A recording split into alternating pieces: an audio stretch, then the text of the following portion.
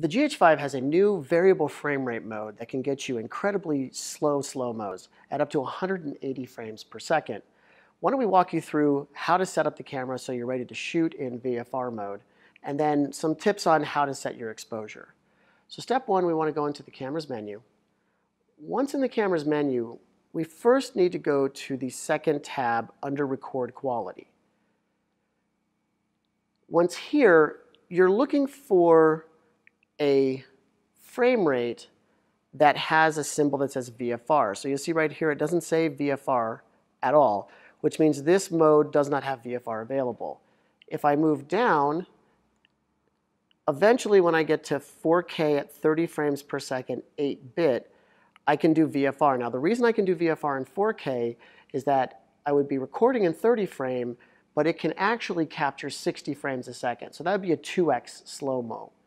As we move down, you'll then see another 4K option, 24 frame. So this is going to be a 2.5 times slow-mo, recording at 60 frame, playing back at 24.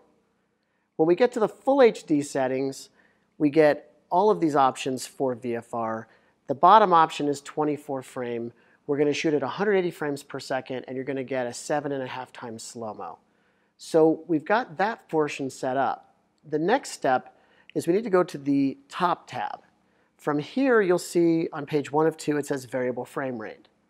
Select Variable Frame Rate and hit Set.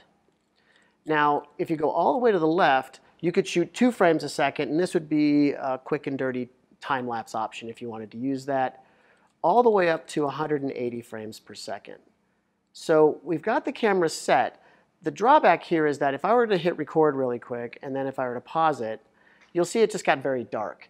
That's because we're shooting at 180 frames per second. I'm using a 180-degree shutter angle, so the camera is getting very dark. We have to correct our exposure before we shoot.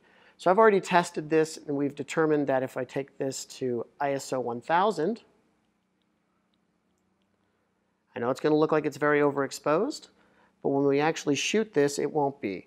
Now the last thing to remember is that the camera's not going to autofocus, so you need to set your focus manually when you're in VFR mode. And Emily, if you want to get ready, and go ahead. So we've just captured a few seconds of her slow-mo. And if we hit playback, you can see our exposure is correct. And you can see that this is an incredibly slow-mo.